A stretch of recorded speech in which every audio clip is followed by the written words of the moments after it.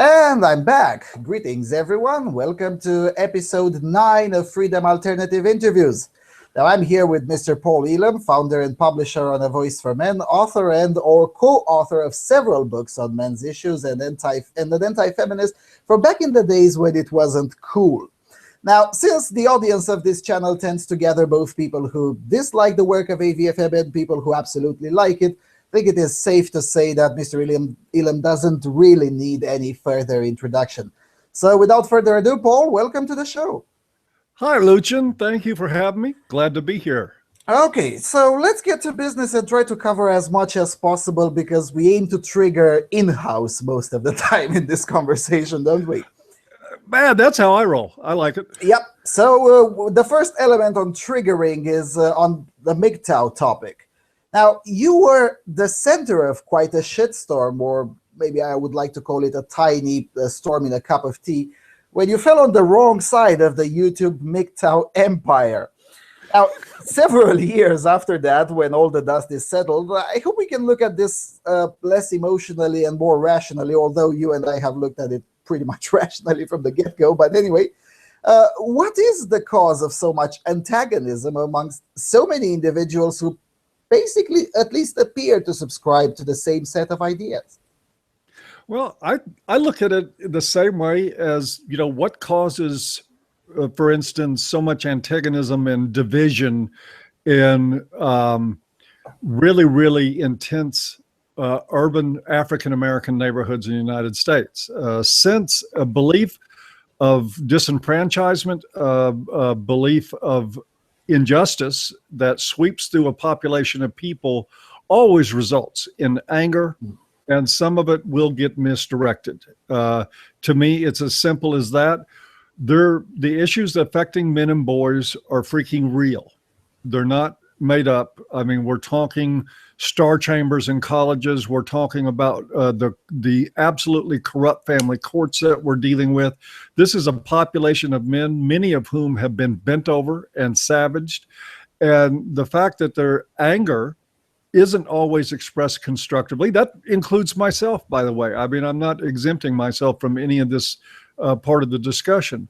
But the fact that there's occasional flare-ups between people, hardly surprising.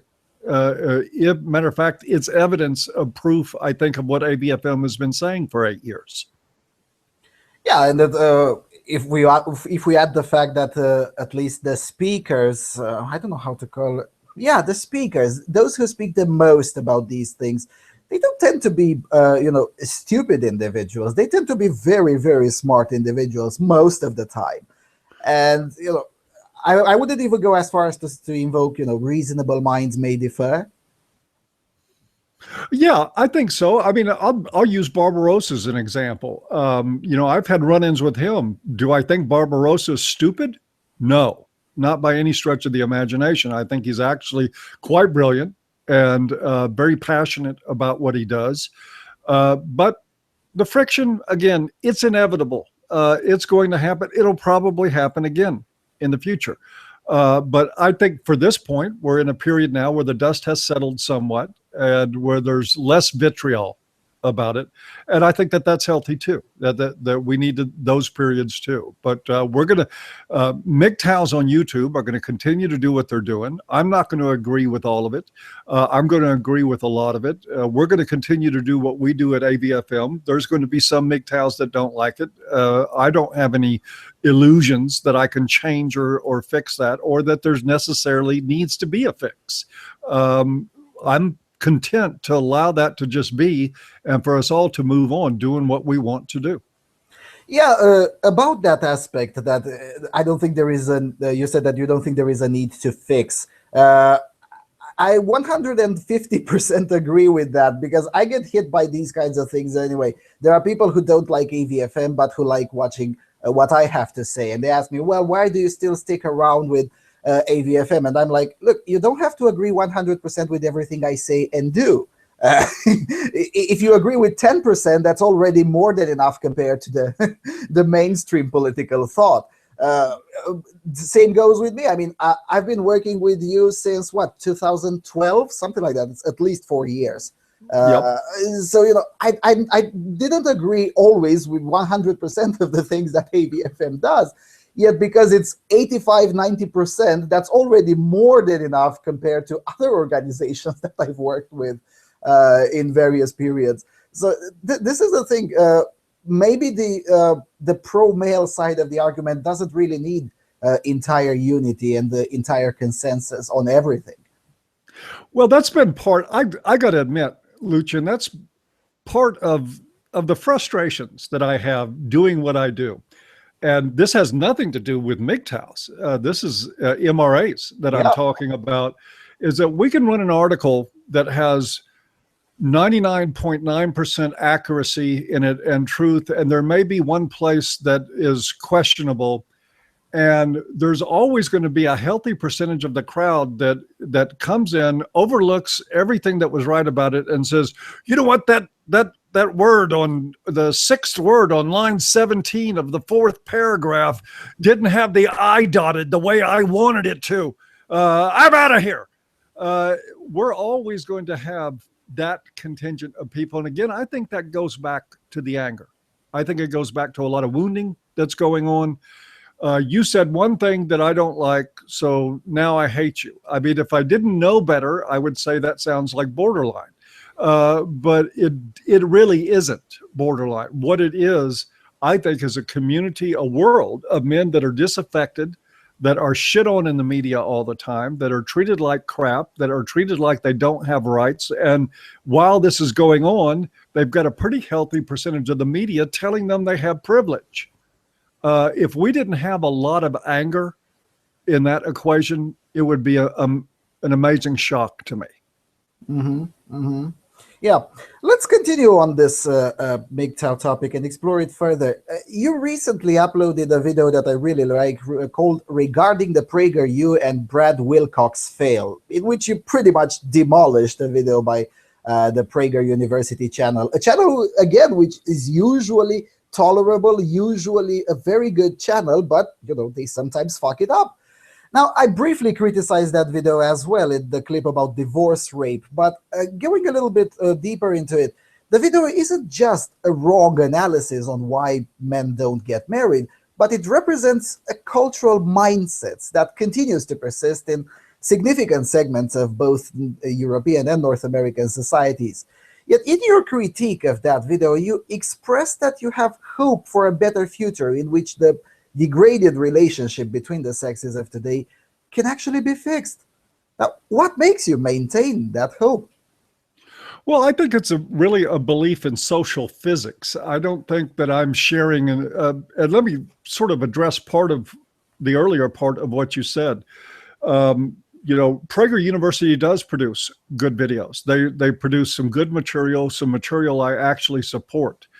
But there is a form of Quixotism that just permeates what passes for conservative America. And it's the same Quixotism that we see in male feminists and white knights across the board. And this is why I think that it's really important, even though I know there's going to be people that disagree, that we need to distinguish between anti-feminism and men's advocacy. Because just because you're anti-feminist does not mean that you're a friend to men or that you will have any participation in addressing their issues, especially the legal ones. Because, VAWA keeps getting signed back into laws by conservatives in Congress all the time. And that's one symptom of the problem. But why do I have hope for men and women? Because I think that physics applies everywhere. For every action, there's an equal and opposite reaction. I think that the pendulum swing in the area of sexual politics has been extreme and prolonged. It's unlike any other pendulum swing I've seen. But that to me says it's going to come back that much more powerful.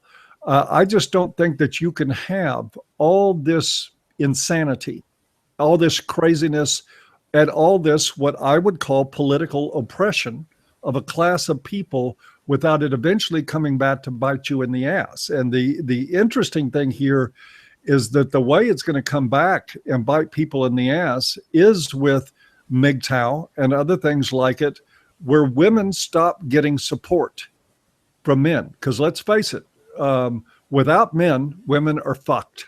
Yep. And they always have been. And when we see a culture of men that says, you know what, fuck this, all I do is I do stuff for women and they end up beating the crap out of me for it, I'm done. I think that's the hope for men and women, is that eventually this society will catch women's attention by withdrawing support for them. Yeah, I mean, the entire structure of the welfare state is basically a scheme of redistributing wealth from men to women. I know this is politically incorrect to say, but it's nonetheless truth. I mean, men pay the overwhelming majority of taxes. They draw the least amount of support from the said welfare state, whereas women pay a tiny minority of taxes, in some societies as little as 15 or 20% of the overall taxes, yet draw the highest amount of support. Now, you made a distinction, a correct distinction between anti-feminism and men's advocacy. But wouldn't it be fair to make the similar distinction between conservatives and politicians? Because you said, VAWA keeps getting signed back into law by conservatives in the Congress. Now, as far as I'm concerned, there are probably 2 or 3 conservatives in the entire U.S. Congress. The rest of them are members of the... Where are they? Yeah, maybe 3. Maybe I'm a bit too generous with the 3.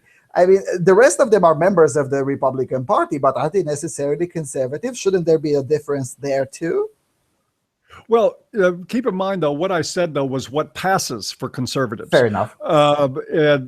Because I'm aware of the same thing you're talking about. Real conservatives? No, we don't have them anymore. I don't even know what 3 that you're talking about.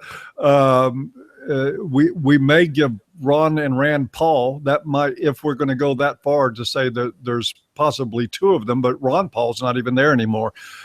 So if there's real conservatives in American government, I don't know who they are anymore. Too many willing to sell out. And again, even the conservatives that have been there, I would consider Ron Paul a classic liberal type conservative American, but he's not aware of a lot of the government corruption and government intrusion that is in things like Title 4D in our family courts. He remained blissfully ignorant of that the whole time that he was in Congress.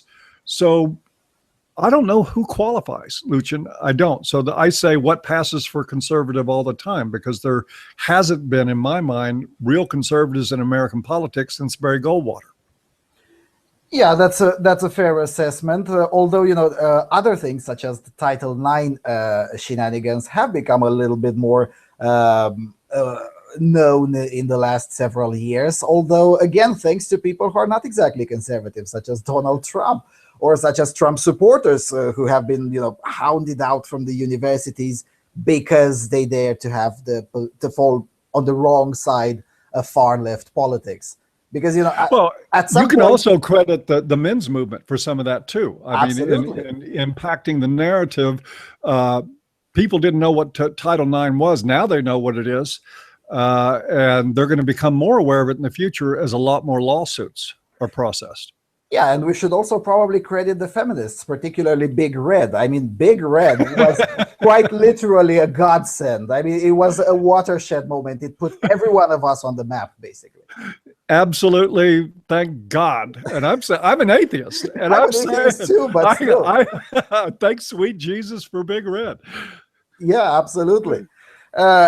Now, since you mentioned the changing of the cultural narrative, let's get a bit into what I address frequently on my channel, sometimes much to the desperation of so-called left-wing MRAs, the cultural decline. I mean, roughly a week ago, I sent you an article written by a pretentious idiot who proposed nothing more, nothing less than banning the expression starting a family, because the word family is offensive for the childless and the singles. Now, to me, that sounds like a left-wing version of your typical YouTube MGTOW, but I could be wrong on that.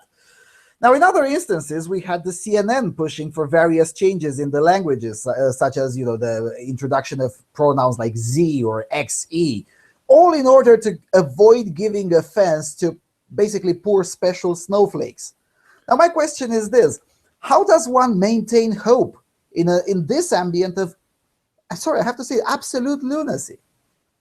Well, again, the lunacy to me is the hope. We were never, because of the biological mandates that men have always struggled with where it comes to women. And I think that goes to the core of it, is that we have not reacted with force because men, by and large, still act like lemmings and will tolerate any manner of abuse in order to have the appearance that they support women. That is one of our fatal flaws. But every dog, if you put it in a corner and kick it long enough, if you don't kill it, it will eventually come out biting. And so I think that the lunacy that we're seeing, I mean, come on, that particular one is an extension of what feminists have been saying for 40 years, that we have to destroy the idea of family. These are people like Catherine McKinnon going way, way back, saying that the only way for women to ever truly be free was to destroy the family unit. And they've done a good job at furthering that, with men standing by saying, oh, of course, madam, what can I do to assist you? I'm sorry, these big bad MRA brutes are objecting to your agenda to destroy me and my family. But I think that is the hope. It has to get really bad before it's going to get better. And I think at some point, the narrative that we're furthering, that you're furthering, and that people like us are furthering, we can see it now filtering its way up. We saw it with Donald Trump, who said, Hillary had a cow because I raised my voice to a woman. Oh my God. What politician would have talked like that 5 years ago? Nobody. Nobody in America would have ever talked like that. And he did it and nobody hiccuped. It is like it was the perfect response, saying, you know what, I'm not going to be afraid to talk to women. That is changing. And other politicians are starting to recognize that this establishment white knighterly that's been going on for a long time isn't working for them the way it used to. So I see as the insanity increases, I think we also see evidence of the beginning of social change in the other direction, the beginning of the pendulum that is eventually going to swing back and knock Catherine McKinnon's head off. Yeah, well, in all fairness, Donald Trump isn't really a politician. I mean, right. So there's that. Now he is now. Well, he is now, whether he likes it or not. Now, I've heard several commentators, including our preferred faggot, Milo Yiannopoulos, saying that we have reached an era of peak PC. Now, first of all, do you agree if that's true or not? And if yes, what comes next? I think Milo could be right. I think that the diminishing returns anyway on PC have begun to come back in full force, because now we have an alternative media that's very robust, that is mocking that shit every time it comes out. And people, as we notice with non-politicians like Donald Trump, the reason he exists is because the population wants him to. Because there's a huge amount of people that have said enough of this bullshit. We'll take a guy like Trump, even if we don't like him. I mean, come on, he's a casino owner. I mean, it's like, I'm sorry, but I can't say this guy is a polished government man, or that he knows a lot about running the world's largest power, if we still are here anymore. But there is a consensus among Western culture now that is starting to come out and swing back. So I think Milo's probably right. PC, and it's going to die in fits. It's not just going to be wiped out overnight, but we're starting to see the process now. We're hearing the death rattle of PC fascists as we speak. And for one, I'm just glad. I mean, I'm 59 years old. So what that means is that with any luck, I get to watch these fuckers die. And then my life will be complete. And you can go ahead and bury me. I'll be all right.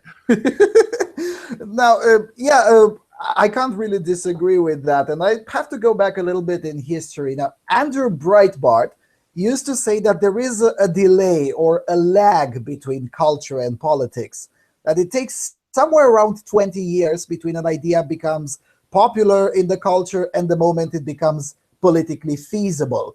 And I personally think that's absolutely true. So with that said, that means that PC is now becoming unpopular. That means it will become politically unfeasible somewhere around 15 years from now, considering that we're 5 years into making PC politically culturally unpopular.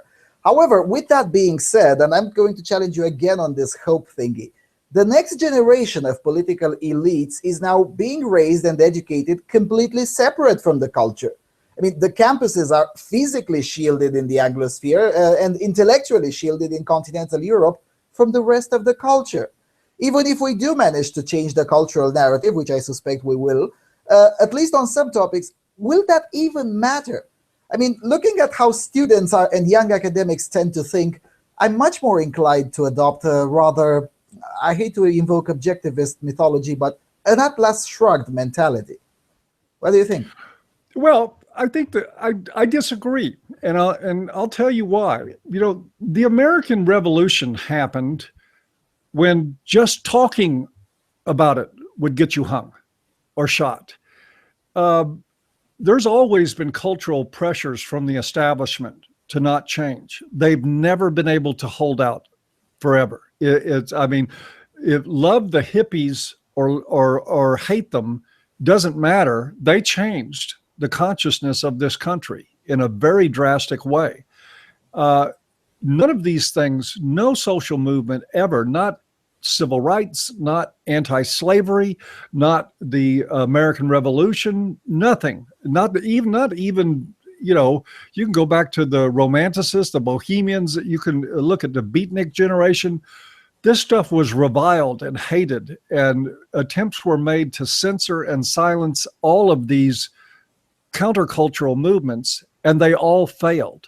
And they all eventually had a profound impact on mainstream consciousness and the culture at large.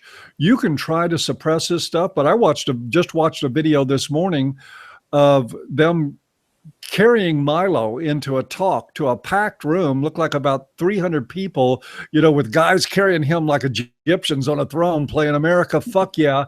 And the crowd was raucous. They're not able to stop that. And the more they try to stop that, the more it's going to happen. That's why, you know, I don't agree with everything Milo says, but he's doing incredible work. He's really making an impact in the very environment you're talking about. And that environment has made itself now a target. It is the establishment. There will be more Milos. Trust me. There are people out there with talent and youth and ingenuity that are looking at Milo right now, going in there on a throne and saying, hey, I want to do that.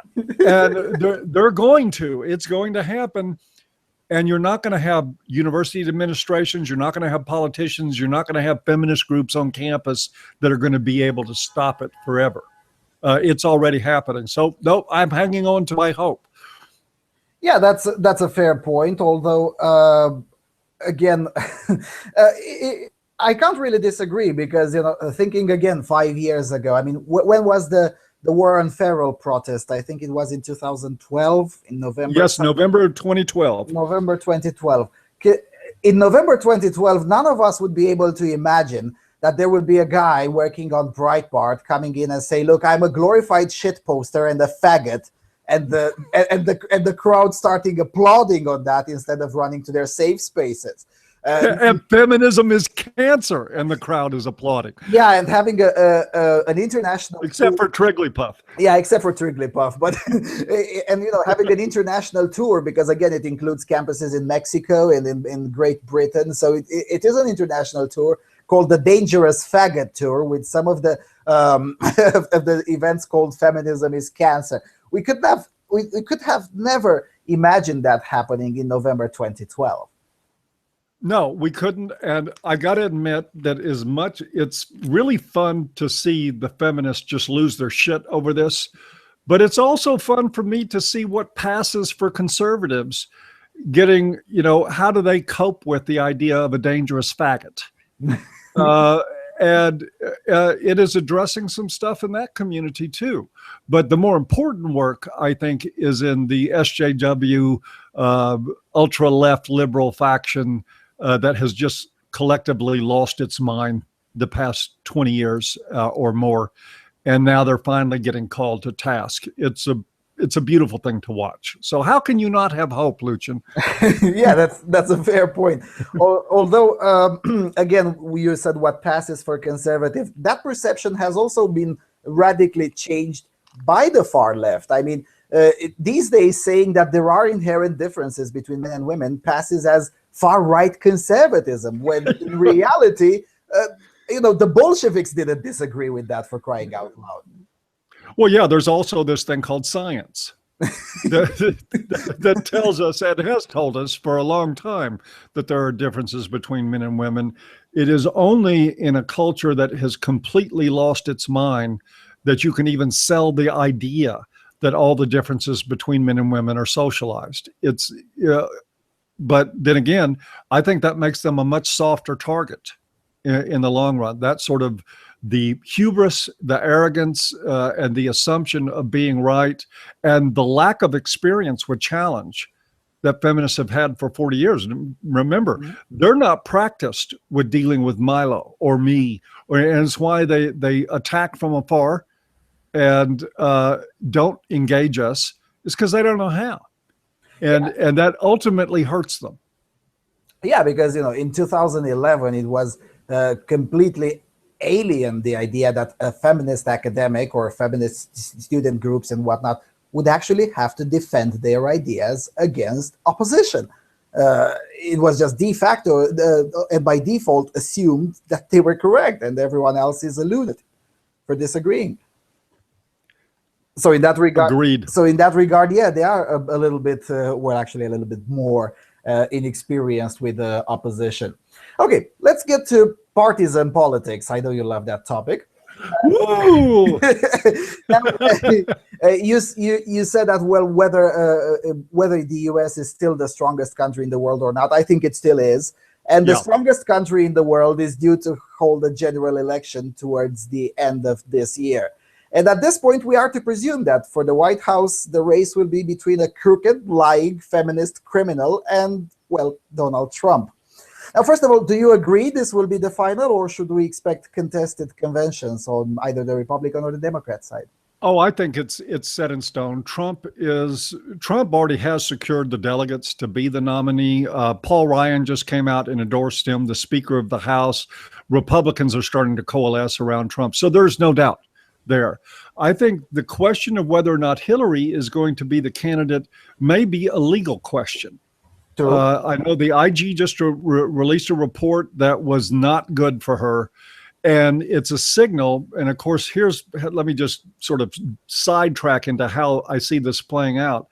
Obama Justice Department never going to, even if the FBI refers for prosecution and recommends charges, Obama's not going to let that happen. He's going to instruct his Justice Department to give her a break and to look the other way.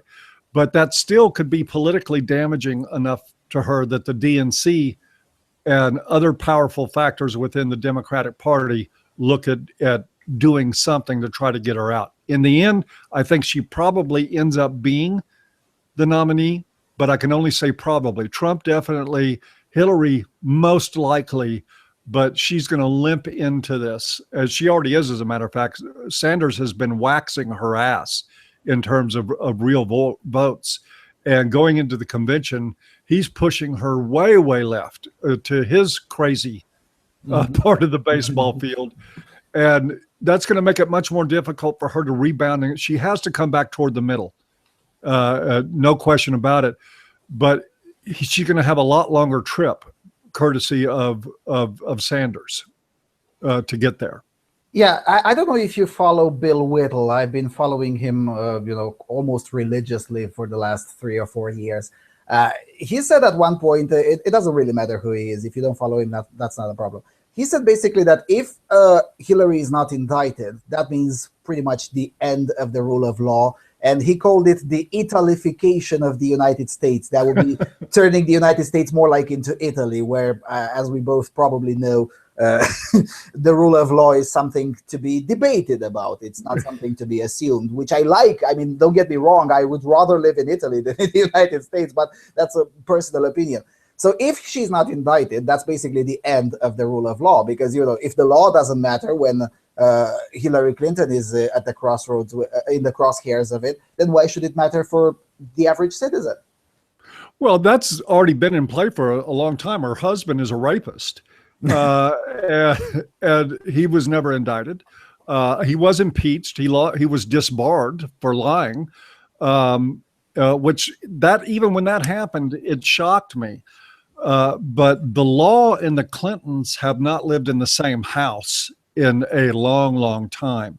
I don't expect this to be any different, but I don't see it as a watershed moment at all. If Hillary isn't indicted, I think it's just a continuation of what we've already seen out of most politicians and what we've seen particularly out of the Clintons for the past 20 years. These people, this is a Washington power couple. I mean, they don't have sex with each other. I'm sure they have sex with other people. They're not what you would call a married couple in any sense of that word.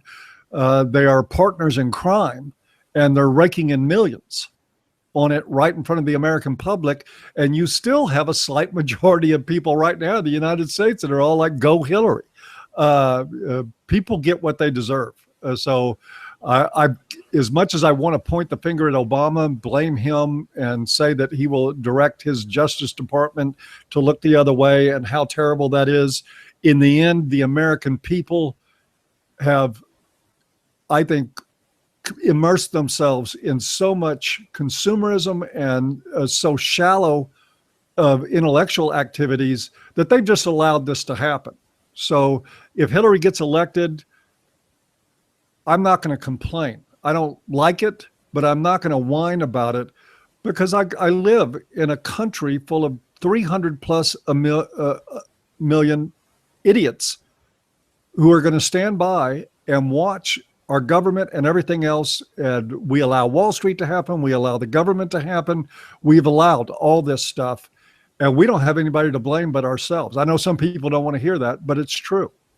Yeah, the problem with democracy is that it's never efficient, but at least it delivers the government that the populace wants. The government that the populace deserves. Sorry, not wants, deserves. Yes, and as they say, democracy is often two wolves and a sheep voting on what's for dinner. Or as Churchill used to say, the average, the conversation, a 5-minute conversation with the average voter should be enough to convince you about democracy. Churchill was a glib son of a bitch. He nailed it a lot. But yeah, we're getting the government that we have begged for: corrupt, shallow, and the fact that people get elected based on what they promise to deliver that we can't afford. That should tell you everything you need to know about the electorate. Pretty much. Let's talk a little bit about the third party candidate, the Gary Johnson, the Libertarian candidate. He's considered to be polling at somewhere around 11% at this point. Now, whether that will materialize into actual votes or not is, of course, anyone's guess. Do you have any hope from that direction? No, well, not yet. I would like to see, and this is...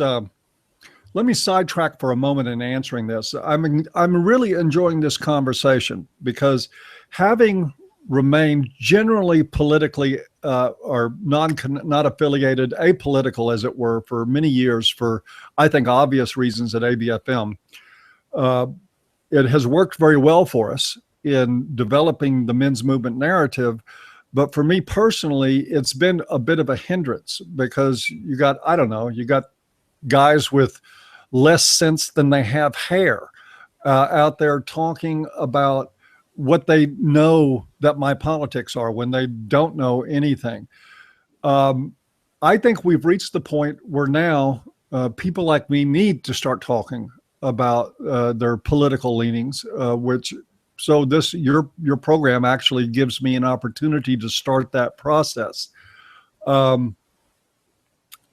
would vote libertarian because that represents the small L libertarian actually represents a lot more of my political ideas than anybody else.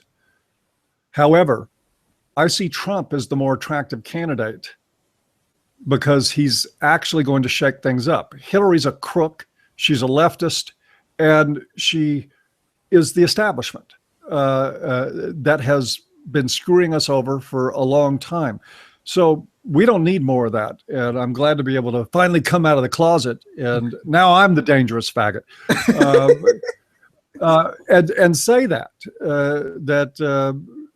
the left has been the bigger problem in this country by far. The right has been their chief enablers so far. And I think the libertarian ideals is certainly much better for this country. But we still are so firmly entrenched in the two-party system.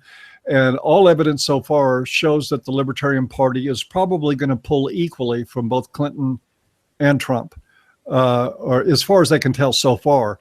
I don't think it will sway the election. I do think it's a wasted vote. And I think that right now, the most important thing that people can do, if they give a damn about the United States at all, American citizens, would be to vote for Trump against Hillary. This is the vote that counts. Trump has a shot at this. He has a long way to go in getting minority votes, particularly with Hispanics, and a couple of really unfortunately stupid things that have come out of his mouth. He needs to find a way to mend those fences with the Hispanic community because he desperately needs their vote to have a shot at the election.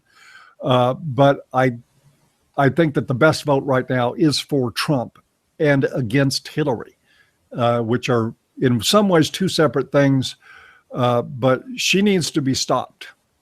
I had a conversation last night with Warren Farrell about this. I love Warren. He's a friend, and I respect what he's done a lot, but I think he's dead wrong on this Hillary issue. Endorsing her is an endorsement for all of the institutions and all of the different paradigms that have been harming men for a long time. She's got to go. Yeah, I was about to ask that. So if Trump is preferred, why do certain individuals, not just Warren Farrell, although probably Warren Farrell is the most known of all of them, why do certain individuals who completely understand the amount of feminist corruption and whatnot are still about to, well, yeah, but Hillary is more competent, even though she isn't. What do you think is the mind process of individuals who, whilst completely being aware of the issues, would still rather err for Hillary instead of anyone else? Well, first, let me say, if you really think Hillary's more competent, please take a trip to Syria and visit there for a few days. I'd like you to see her foreign policy in action on the streets there. I'm sorry. The streets are all blown to pieces. So you won't be able to. Can you spell Benghazi? Yes. I mean, man, we could go into that a long time. I'm sorry. Would you repeat your question? What do you think is the thought process of individuals who are completely aware of the issues, yet rather err on the side of Hillary? I've seen that with some of Sanders' supporters too, that their thought process comes to, and this is one of the biggest problems we have, and it's why I get in trouble sometimes, but the problem that we have in the men's movement is too many people that say, I'm an MRA, but, and when it comes to their political ideals, they just lose it. This is what I see happening with Warren, that the idea of being an American liberal is more important than being a men's advocate. And what that means to say is that, okay, you're a men's advocate until it counts. And then you're no longer a men's advocate. Then, I'm really, I support men's issues. I support men's rights. But, oh, by the way, I'm going to vote for the most obnoxious feminist cunt that has ever run for president in the United States. I mean, how that actually happens, man, it's beyond me because I can't make myself do that. I can't depart from what I know conveniently because my guy or my woman happens to be running for office somewhere. I have to look at the facts on the ground. And so I think, frankly, these people are just people that sort of play MRAs on the internet. But when it gets down to it, they're, I hate to say a term like not real MRAs, but I will say that I question people whose principles are that negotiable. That I believe that men need change. I believe that we need to get the feminist influence out of governance, but I'm going to vote for Hillary Clinton and her propaganda on the war on women and the wage gap and rape culture and every other thing that we normally fight on every day. If you can suddenly switch to Hillary, my only suggestion is that maybe a nice long look in the mirror might benefit you. Yeah, pretty much. The thing is, I always say that I have a lot more respect for leftists who just come out and say, look, I believe in a big state. I believe you should pay 80% of your income to the government and things of that nature. And, that kind of person, Bernie Sanders, I think Bernie Sanders is a dangerous Bolshevik. But I have a lot more respect for an individual like him because, he just comes out of it and said, look, I am a socialist, a big state socialist. I used to go to the USSR. I like, queues for bread and things. He actually said these things throughout his life, and he sticks with them. He has some principles, wrong as they are, but he sticks with them. And I have more respect for these kinds of individuals than for individuals who say, look, I believe in what you say, but I'm going to vote exactly the opposite of what you say. I'll give Sanders that too. I believe fully that Bernie is willing at 74 years old to stand in line for 2 hours to get something to wipe his ass with. I think he would actually do that and feel like he was doing the right thing. Of course, he's totally insane for that, but he does believe in it. Clinton believes in nothing. She is completely and totally a finger in the wind politician. She licks her fingers, sees which way's the wind blowing, and that's who she is for the moment. She's never hesitated to lie. She has no core values other than making money and gathering power at all. She's a complete sociopath. And so again, if you're going to vote for Clinton, man, I'm sorry, but there's something wrong with you. All right, let's cross the ocean and get to the United Kingdom. We've got news about Mike Buchanan's protest against male genital mutilation. Can you please elaborate on that? Yes, Mike was arrested and for and impeding traffic during his protest. And I got to say that I admire that. I think one of the things that MRAs have not done until now, and I'm glad to see Mike breaking the ice on this, civil disobedience is a very strong tool. It's a very important tool that heretofore MRAs have generally not been willing to engage in. And I think for good reason, because, even 2 years ago, civil disobedience would mean 10 times more trouble for an MRA than it would for anybody else. But I think we're moving toward the time where you get handcuffs for a couple of hours and then you go home and you come back and you pay a fine and do whatever. But Mike has raised the bar for us, and he's done so in a very principled way. I have the deepest respect for him. And I think it's time. And these things happen organically. We're going to see more of this. There's going to be more disobedience civilly over, particularly, I think, the issue of male genital mutilation, which is big business in the United States, to a less degree in the UK, but it's still a business there. In the US, it's $1.2 billion a year just in the procedure alone. That's not counting the sales of foreskins to things like cosmetic companies. And of course, the civil disobedience brings attention to it. We still have a lot of people in the MRM that, again, sort of like that some guys do with Hillary Clinton and liberals, that when it comes to politics, they suddenly, abandon everything they've been saying for the past 5 years and say, well, I'm going for this person. We see this with MGM a lot. Oh, yes, males deserve protection. They deserve bodily autonomy or whatever. You shouldn't be able to hit a man. Oh, but you can cut the end of his dick off because my religion says so. We got a problem with that in the MRM, but I think through civil disobedience and some other things, we're going to start to see that to change and see the awareness raise that, I'm sorry, if Jesus told you it was okay to cut the end of your dick off, then by all means, cut the end of your own dick off. Don't do it to a defenseless infant, not even if you're the parent, not if you're a doctor. You have no right to do this. People should be in jail for what they're doing. And a little bit of civil disobedience compared to the travesty of sexually mutilating boys simply because they're boys, no comparison. Mike's a hero. Yeah, he is. And to be fair, I completely agree with Mike when he says that the battle for MGM is not only a winnable battle, but it's a winnable battle by next elections, especially in the United Kingdom. And I have to confess something. I learned that circumcision exists outside of a minuscule number of cases for quote-unquote medical reasons, and I'll get into that a little bit later. I found that circumcision exists when I was 19 or 20, when an old Jewish man told me how proud he is that he did not circumcise his sons, much to the dismay and desperation of the local rabbi.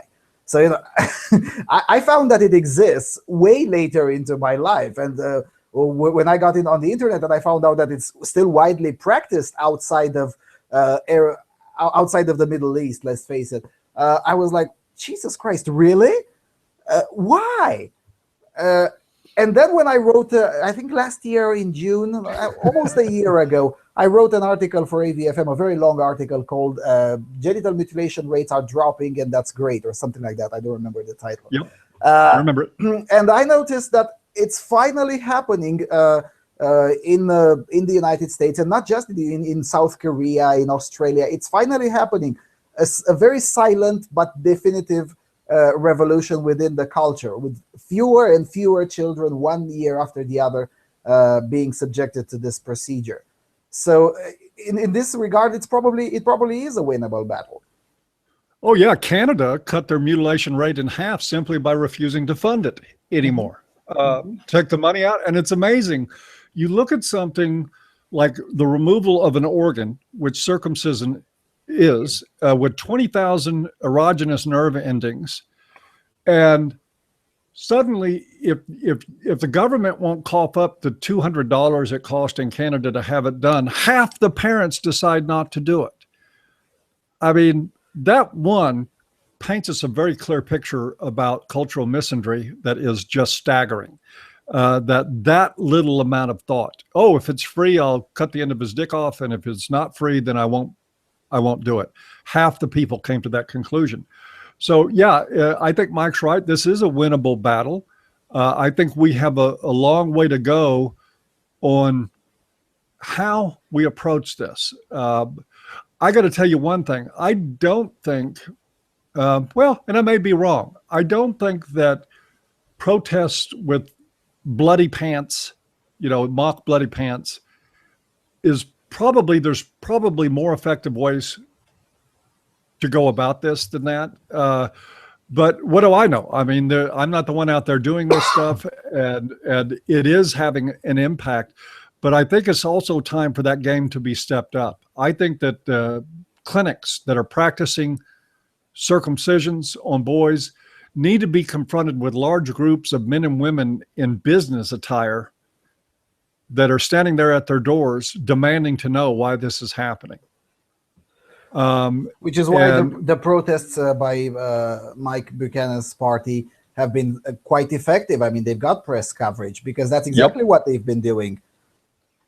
Yep. Well, they've actually been doing both. There's been the bloody pants, and there's also been the suit and tie approach. And again, Mike's a very shrewd, savvy man.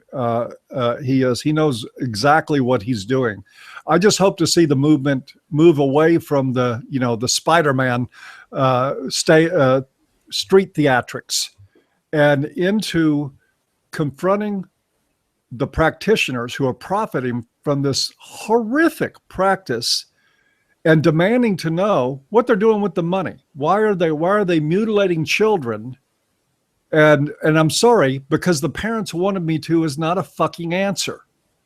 That's like, honestly, I hate to cross Godwin's law myself, but that's like a Nazi saying, well, the Third Reich wanted me to.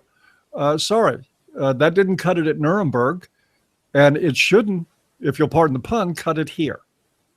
Yeah, pretty much. And to be fair, the Spider-Man street theatrics, as you call them, they were probably, and they still are to a lesser extent, probably part of the process. I mean, when Fathers for Justice was doing these kinds of protests a while ago, they still do it, but to a much lesser extent, to a much smaller extent now. When they were doing that, that was still something new. I mean, before they started doing that, nobody even knew about the horrific things That's true. that were happening in the family courts. And I say were happening because the United Kingdom is finally joining the rest of us in Europe to remove the secrecy within the family courts. I mean, until 2014, it was not just forbidden, but impossible to find out about the proceedings of the family courts. And that has changed. And that is, although you wouldn't notice from the narrative in the men's movement, but that was a watershed, huge moment toward the actual acquisition of justice in family courts. Because when you have a light and when you have people actually looking and knowing what you're doing, then the people doing the crap start cleaning up their act. Yeah, and hopefully it'll lead to that. Yeah, it's something that we've been doing at AVFM for quite a while. Basically, Milo now says sunlight is the best disinfectant, which is true, which is exactly what we've been doing on AVFM since forever. Basically, amplify the shit that was already there. For instance, another watershed moment that I absolutely enjoyed was the Agent Orange files. All we did was to basically take what influential feminists were saying and subject it to a much wider audience. By the way, just for your viewers who don't know, the Agent Orange Files is an article written by Robert O'Hara called Radfem Hub, the underbelly of a hate movement. You can Google that and it will take you to the all-time most read article on AVFM still to this day. Hundreds and hundreds of thousands of hits. We may be pushing 1 million by now, for all I know. It's probably traveled article. Probably exceeded 1 million. I mean, it was like 900,000 a few months ago. Yeah, and it still gets traffic. And this really lays to bear the corrupt mentality of ideologues who want to push school teachers who want to push little boys out of windows and calling them little rapists in waiting, and who have violent fantasies in Australia of locking up men in wooden rooms and setting the rooms on fire. These are people in government, people with United Nations connections, school teachers, community organizers, novelists. It is amazing, and the documentation is all there. So if you get a chance and you haven't read it, Google Radfem Hub, the underbelly of a hate movement. You'll go right to AVFM and you'll read something and get all the massive files behind it too, that were documented by Agent Orange and really busted these people and caused a shift in the thinking that eventually has led us now to dangerous faggots and things like that. Yeah. Now, since we mentioned quite a lot about the United Kingdom, there is a nice event occurring in the United Kingdom. Oh, funny! Wow, is there what event is coming up in the United Kingdom? Yeah, just a little bit over a month from now, 34 days, 35 days, something like that from now. Yes, that is the International Conference on Men's Issues, 2016 in London. By the way, it is now June the 3rd. The tickets stopped selling. It's nearly sold out, I'm proud to say. As a matter of fact, there were enough tickets sold that Mike Buchanan has been able to open up a second room for the event to give us a little more breathing room for refreshments, interviews, and things like that. But there is only, the tickets quit selling on June the 5th. And in the sidebar of A Voice for Men right now, there is a big graphic, a big banner that can lead you to where you can purchase your tickets for ICMI 16. There are 22 speakers from 16 countries. So when we say international conference on men's issues, we are not kidding. There are people literally spanning the globe coming to this thing. It's a 3-day event, July 8th through the 10th, that promises to be a repeat of what we had in Detroit. Unfortunately, we weren't able to get Luchin to that one, but now we're going to have Luchin speaking. I'm going to be able to meet Luchin for the first time, which I'm totally looking forward to. We'll have to demolish some beers in addition to all the other fun. But the event's coming up. It is, you talk about stuff that it's important. These things, it's hard to overstate the importance of MRAs on the ground together, meeting each other, forming closer friendships, closer relationships with each other, and continuing into our work in the future. And you've got a great chance at that with ICMI 16 coming up in London. Yeah, you mentioned in your last video that you're starting to prepare your speech for that. I haven't even begun doing that. Well, I take my work seriously, Luchin. No, I want this done in advance because actually I'm going to have some more administrative duties at the conference, which I have to prepare for. There's a lot going on. These are very complicated, expensive events to put on. There's a lot that goes into it. So I wanted my speech written and out of the way far in advance of the conference so I can focus on other matters before I go to London. All right. What are you going to speak about at the conference? I am going to speak about gynocentrism as the root of feminism. And this actually touches on a subject that came up here in this conversation where I said that anti-feminism is great. If you go to the website, you'll see a banner to gynocentrism.com, and on it, it says anti-gynocentrism, the only kind of anti-feminism that matters. And so what I will be talking about is the taproot of white knighterry, of chivalry, romantic love, male feminism, all these factors that come together that sometimes appear to be very different entities at first, because who would compare a male feminist to somebody like Tucker Carlson on Fox News? Well, guess what? They come from the same origin. Male feminists and white knights, even the ones that claim to be conservative, are acting on the dictates of gynocentrism. And that's a subject that, while we have talked about it quite a bit, it's one we need to talk about a lot more in the future. So I'm going to be talking about the history of gynocentrism, the history of romantic love, chivalry, and how that is played out in our culture today, and why that with all best wishes to many anti-feminists doing very, very important work that I support, we also have to keep alive a contingent of people talking about the roots of that problem. Because the way I equate it is that firefighters will tell you that if you don't put the water on the base of the flame, that you're wasting your time. Shooting water at the top of the flame doesn't put out the fire. Feminism is the top of the flame, and it needs retardant. It's already retarded, but it needs retardant. It needs water sprayed on it, but there also has to be water sprayed at the base of the flame. The base of the flame in this culture is gynocentrism. It's our deference to women. It's our absolute unwillingness to say anything that might offend even a single woman. This is how crazy laws get passed. This is why our universities have come to the point that they are now with this insanity, because if you say anything about it, they accuse you of what? Of sexism against women. And that is the worst thing you can possibly be called. That's not just feminism, guys. That's gynocentrism. And that's what I'm going to be talking about at ICMI. All right. I'll basically try to speak about ideologies. So it will probably be a continuation.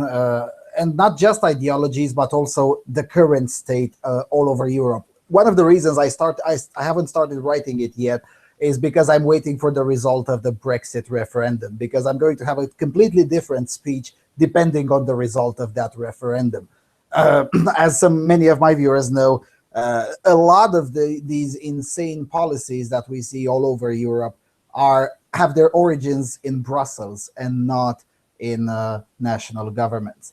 I mean, think about the Istanbul Convention, for instance. The Istanbul Convention was actually drafted in Strasbourg, but you get the point. The Istanbul Convention is something that a significant chunk of this continent fundamentally rejects, yet it's still slowly being implemented country by country at the behest of Brussels.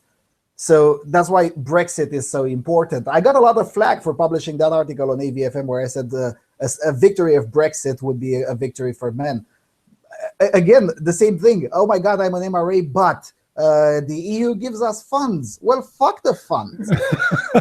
It's bribing you with your own money, for crying out loud. That would be the first problem. The second problem, even if it had been the extra funds, well, the extra funds go to the feminists to screw you over. Yes, I mean, yeah, I saw some of the commentary on that. Oh, well, wait, the EU is good. No, it's not. It is not. It is a threat to your independence, and it's a threat to your freedom. And the Istanbul Convention is just one example of that, because there are others, which I hope, Lucian, you'll be talking about. The one thing I do want to suggest, Lucian, is that when you talk in London, that you get over your shyness about expressing your opinion and just get out there and say it anyway. Yeah, that's my pep talk. Yeah, we all know that I'm very, very shy about expressing my opinion. Yes, and you need to get over that. Absolutely. All right, we've been 1 hour and 3 minutes, 1 hour and 2 minutes, something like that. It's quite decent. So is there anything else that we didn't cover until now that you want to get out there? Something I'm going to cover again. And I know that 100 million Chinamen and probably a lot of MRAs couldn't give a damn. But it just feels good to be able, from my own personal perspective, not an editorial opinion from AVFM, to say that I'm going to vote for Donald Trump. And if I could, I would vote for him twice. This is a really critical election. And I'm going to say, in all seriousness, all joking aside, I'm really concerned about what direction my country is going and has gone in for some time. The big deal to me is the Supreme Court appointments that are coming up, that are going to shape the destiny of the country that I was born and raised in, have lived in all my life. Far past the point that I'm gone, the next president is going to be able to select upwards of maybe 5 Supreme Court justices. If we don't get actual conservatives on the bench there, we're going to have a horrible time in the future. Hillary Clinton is about to hand this country, if she wins the election, she will appoint a Supreme Court that will last through the next generation, that will destroy our Constitution. That's not hyperbole.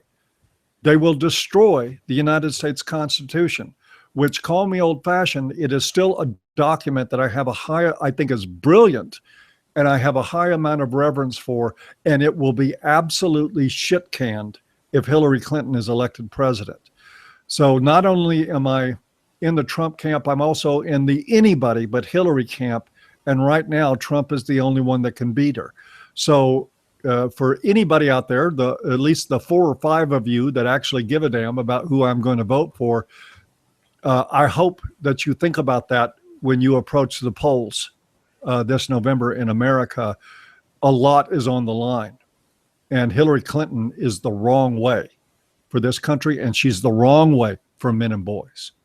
Yeah, and that's what I wanted to add. You mentioned the Supreme Court, which is a very, very good point. I mean, even if that's what I've heard from a leftist saying that, well, Hillary Clinton wouldn't necessarily be a very bad president because, she's a Clintonian, she'll be pragmatist just like her husband was and whatnot. True, maybe, Maybe. Who cares? But who cares, exactly? Because if she gets to appoint a far-left activist as a Supreme Court justice, one or two, or maybe even three, her term will end in 2020 or 2021, whatever. But her legacy may lead up to 30 years or 35 years. So that's a much bigger damage than one term of Hillary Clinton. Because, at the end of the day, it is correct. The economy will survive a Clinton mandate, term, presidency term, just like it sort of survived 2 terms of Obama. Hey, I live here. That's debatable. Yeah, as I said, it sort of survived, but it may not survive 1 or 2 or 3 Supreme Court justices appointed by a far left activist. I don't think it will. I think, again, not hyperbole, we're down to the wire. If Hillary Clinton is elected president, it will be the day that I thank God that I'm old and I won't be here that much longer to have to endure the kind of society that she'll play a role in creating, because it will not be pretty. True. One last thing. Donald Trump is a product, at the end of the day, just as we covered in this conversation, a product of the pop culture. Is the culture ready for a president of the pop culture? Oh, yeah. I mean, we proved that in some ways with Reagan. Reagan was a populist, and he was elected and reelected in a massive landslide, absolutely humiliated Jimmy Carter, who deserved the humiliation. But yeah, I think that people are fed up enough with the system that there is certainly 35 to 40% of the population that is ready. Whether or not the Electoral College will reflect that is a different story. It's right now, it still remains an uphill battle for any Republican to be elected president at this point, given the demographics in America and how many votes that the Democrats have bought by having a porous border. So there is a challenge ahead, which is why I think it's really important to get the idea out that if you never thought your vote counted before, it really counts this time. It matters in the presidential election because what you're doing is you're voting for the next Supreme Court. Do I think a populist is ready to be president? Yeah, I think a large part of the population wants that. They want somebody plain spoken. They're sick and tired of, honestly, as much as Ted Cruz is brilliant, but he talks and walks like a politician. So do these other guys. And guess what? They all got waxed. The only reason Ted Cruz hung in there is because he was viewed as an outsider. And that says a whole lot. Look at Sanders' support. I mean, he's a socialist nutbag, but because he's considered an outsider, even the Democratic voters are ready for somebody populist to be in office versus a standard politician. So I think, the force is there. Whether or not it can get concentrated into an area where somebody like Donald Trump would actually be elected remains to be seen. It's going to be an entertaining election either way. Absolutely. And let's not forget, yeah, you're absolutely correct. And this kind of thing reflects here in Europe as well. A significant chunk of the populace, we've seen recently in the Austrian elections, a significant chunk of the populace is sick and tired of politicians holding speeches that they don't think about them. That it's a staffer who wrote them to contain the exact amount of keywords, the exact amount of emotion, the exact amount of calculated in a very rigid and inhumane way, basically, because it's not a human talking, it's a fucking robot. Yeah, they draw little red lines on the speech that says, insert some emotion when you say this. And seriously, that's how these things are done. Yep. And people are tired of that. I think that's one part of Trump's appeal is that he usually speaks without a teleprompter 90% of the time. He speaks in an extemporaneous style, and he says what's on his mind. Sometimes, like he just did with the judge in his Trump University case, he shoots himself in the foot with something stupid. But most of the time, he comes across as spontaneous and genuine with the people that believe in what he's doing. So I think it's a winning combination. I mean, even people who don't like Trump are supposed to admit that at least the guy is human. I mean, you understand the thought process. How did he reach there? Yes, he was impulsive in whatever thing he said that it was wrong. But aren't we all? I mean, aren't we all human? Don't we all do pretty much the same thing, one way or the other? Hopefully. I mean, that's something that came up with Mother Jones when I talked to them. She kept trying to harp on, well, look at this and that, you know, Trump commenting or saying that Rosie O'Donnell was a fat pig. And I said, well, she is. And that's the way people talk. And I said, whether you guys on the left get it or not, this is what's resonating with people. Whether you like it or not, I guarantee you, Barack Obama, Hillary Clinton, and everybody else that you guys worship so much, you get them in private quarters, they'll talk about somebody being a fat pig. Absolutely. Because that's what human beings do. And by the way, Rosie O'Donnell is a fat pig. She is. She's absolutely swine. If I saw her, I would have an instinctive urge to bring her a slop bucket. I can't help that that's a reality. And Donald Trump is simply reflecting the way all of us think and talk in reality. It's not meant to cause grievous harm to people that are overweight. But, you know, it is the human condition. We tend to poke fun at flaws.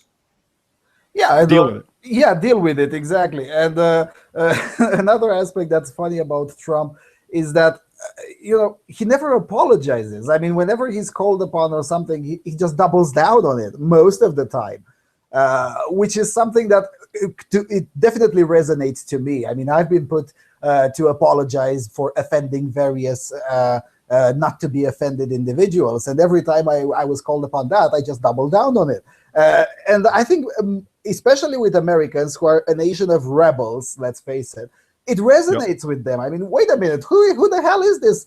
Oh, he's a reporter at the CNN. So fucking what? You're out of business. Yep.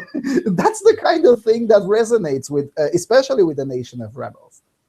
And the thing I love about Trump is that he's inspiring us to get some of that spirit back in the American dialogue. And it's about time. He is, and if my opinion mattered that much, this would hurt him. But he's the MRM candidate. He really is. He's the guy that sets the example that you don't have to kowtow to political correctness. You don't have to kowtow to women. You don't have to kowtow to anybody. You can say what's on your mind. And if people don't like it, then they can, you know, basically go fuck themselves, or they can go off and do something else. But we don't have to be a nation of slaves to our own PC narrative anymore. And whether he's elected or not, he's a part of the process, just like Milo, just like you are, like AVFM has been over the years. There is a lot of force going on that is changing that narrative, and that is making it popular for people to speak their minds again. So this is fun either way. Yeah, and that's the part of that the pundits don't seem to understand. Even right-wing pundits, some of them don't seem to understand that maybe this time there won't be a vote on policy. It will be a vote on culture. Yep. And I think you nailed it. This time we are going to see culture play a much bigger role in the vote than policy or politics. It's going to be, this is a backlash election. And it doesn't mean that Trump is guaranteed to win, but he has a fighting chance at somebody that should be a shoo-in for president. And Bernie Sanders has given hell to somebody that should be a shoo-in for the nomination, because there's a cultural upheaval going on that I'm proud to say that Lucian and those of us at ABFM, we're in on the ground floor. Before it was cool to be anti-feminist and to speak these things, we were out there doing it when the whole world was telling us to shut up. And now there's a larger percentage of the world that's actually starting to say the same things. So it's all good to me. This is going to be fun. Oh yeah, this is definitely going to be good. All right, I think we've been going on more than enough.